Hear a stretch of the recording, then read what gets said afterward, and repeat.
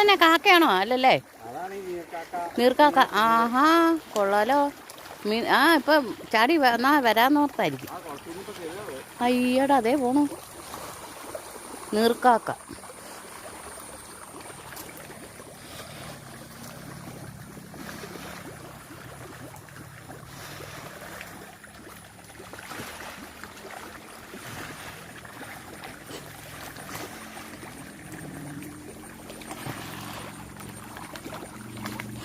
അതുപോലെ ഇട്ടതൊക്കെ എതിരെ പോയെന്ന് കണ്ടില്ല.